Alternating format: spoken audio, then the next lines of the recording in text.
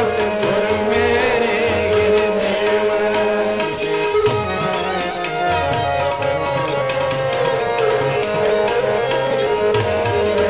खुद ही अपना निवास करो मेरी सभा में राखो लाज, कारज सब रास करो मेरे शीश में धरियो हाथ।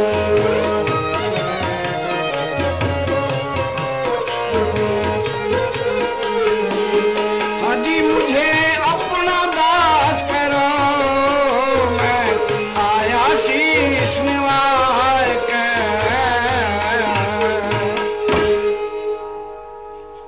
प्यारे भाइयों,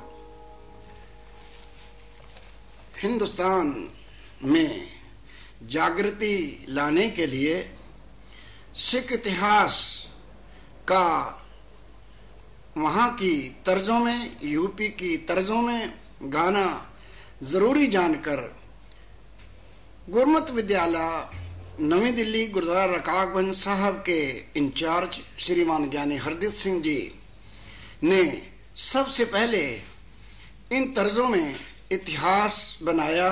वो था गुरु तेग बहादुर साहब जी की शहीदी, और इसी समय उन्होंने जितने भी यूपी में कवि थे उनको याद किया, उनका सम्मान किया और ये प्रेरणा की कि वो अपनी कविताई में इन इतिहासों को लिखें।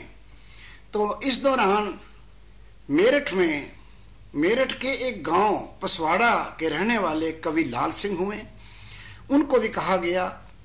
उन्होंने भी एक इतिहास बहुत सुंदर लिखा जो भाई मेहताब सिंह जी की वीरता के नाम से प्रसिद्ध है।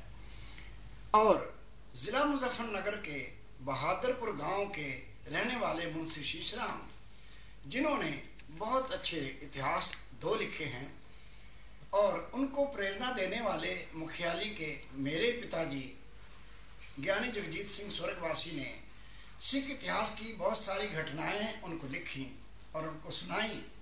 तो उनसे कहा कि आप ये इतिहास लिखें। मुंशी शीशराम ने बिल्कुल साफ साफ ये कहा कि देखो भाई साहब, मैं उन इतिहासों को लिख सकता हूँ जिनमें दुखांत ना हो। शहीदियों में आखिर दुखांत होता है, मेरे दिल पे असर पड़ता है, मैं वो नहीं लिख सकता।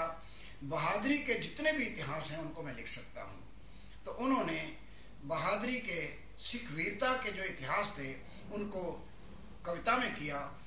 ये लोहारी का इतिहास के नाम से प्रसिद्ध है और इस इतिहास को लोगों ने बहुत पसंद किया। श्रीमान ज्ञानी हरदीप सिंह जी ने भी इसको बहुत गाया। मैं बचपन में उनके साथ इसको गाता रहा हूँ। आज इतने सालों के बाद श्रीमान ज्ञानी दयाल सिंह जी इंचार्ज गुरमत विद्यालय गुरुद्वारा रकाबगंज साहब यहाँ यूके में मौजूद हैं और मेरे साथ भाई सुरजीत सिंह जी और भाई ब्रह्मपाल सिंह जी बुग्गामाला जिला सहारनपुर के साथ दे रहे हैं। तो इस समय इसको रिकॉर्ड कराया जा रहा है। आस है कि आप मेरी भूल चूक को क्षमा करेंगे, लेकिन इतिहास का आनंद लेंगे।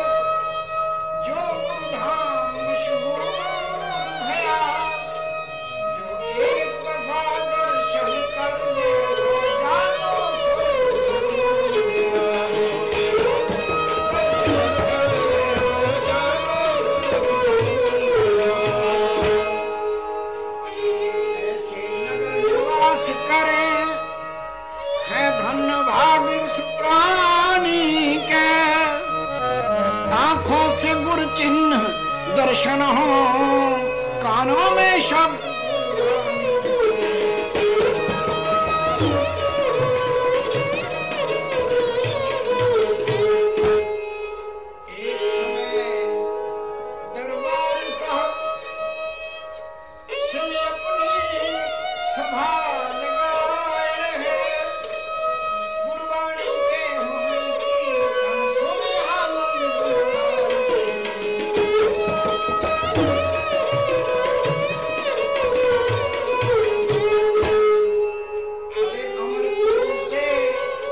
शोभावान गुरु बेगम द्वारा दर्शे था, इत्र केवड़ा सिखों पे अमृत की तरह से बरसे था।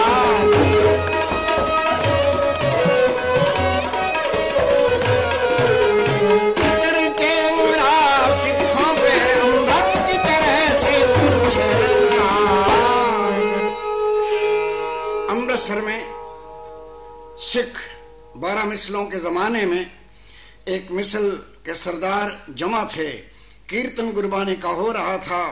कीर्तन की जो ही समाप्ति हुई, वहां पर एक ब्राह्मण खड़ा हो गया और उसने हाथ जोड़ करके यूं कहा, आया एक अचानचक शिवदत्त विप्र अनाथ, दो ही गुरु महाराज की दई जोड़ कर हाथ।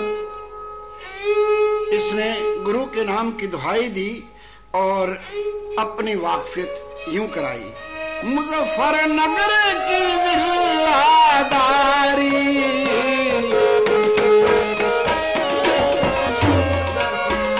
मुजफ्फरनगर की जिल्लादारी, जहां जल्लाबाद लुहारी, वहां का दुखिया भारी जिरोने लगा सभा में आए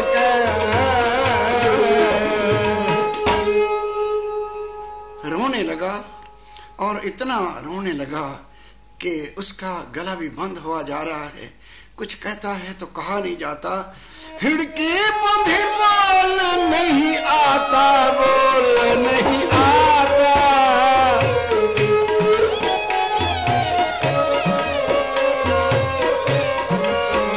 हिड़की बुद्धि बोल नहीं आता, कुछ कहे तो कहा नहीं जाता।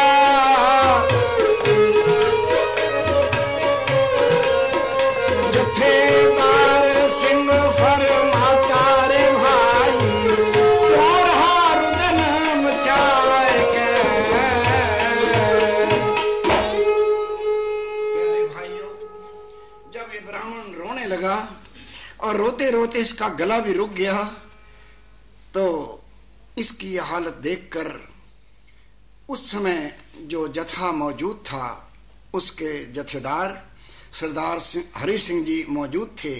जथेदार साहब खड़े हुए और उन्होंने ये कहा, भाई क्यों रो रहा है, अपने रोने की दास्तान सुना, बात क्या है, क्यों रोता है। तो उसने जो कहा वो ये है,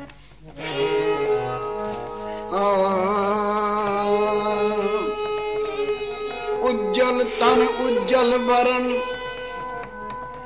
जथेदार जी कहते हैं, उज्जल तन उज्जल वरण और दिखे ब्राह्मण जात, बेखट के मेरे सामने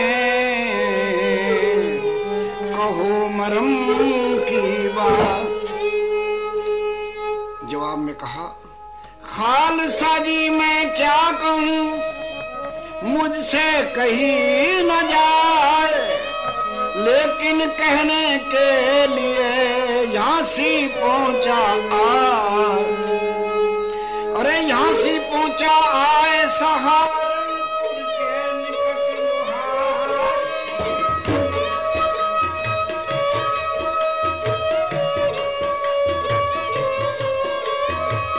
झांसी पहुंचा आए सहारनपुर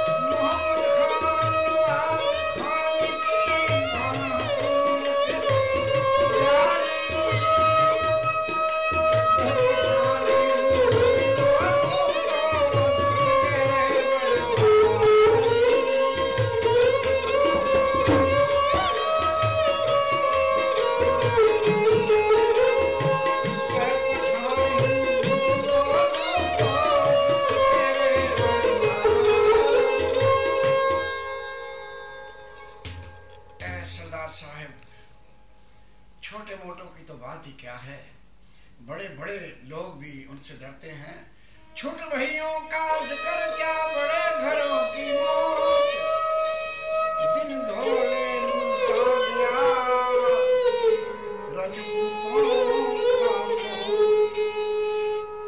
ए खालसा जी, छोटे लोगों की तो कहानी क्या, मैं जयपुर और जोधपुर के जो महाराजे हैं, मैं उनका अपना निजी पुरोहित हूँ। गांव मेरा लोहारी है, तो जब मेरे साथ ही ऐसा जुल्म हुआ तो छोटे आदमियों का तो कहना ही क्या है। तो जथेदार कहते हैं, ए ब्राह्मण, तेरे साथ क्या गुजरी, बता तो सही। उसने कहा, मेरी चंदा जालिमों ने लूट लई, मेरी चंदा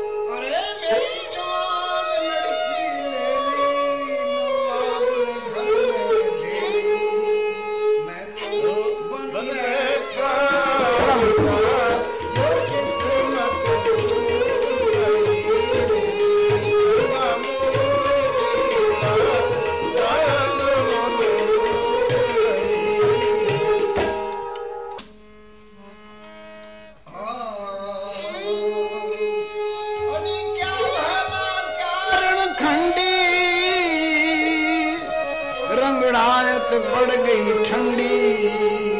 वहां रणखंडी और भैला गांव के जो रांगड़ हैं, जो अपने आप को कुछ समझते हैं, उनकी भी रंगड़ाए ठंडी पड़ गई। क्या भैला क्या रणखंडी, रंगड़ा मेरा किसी ने कराना, शर्म है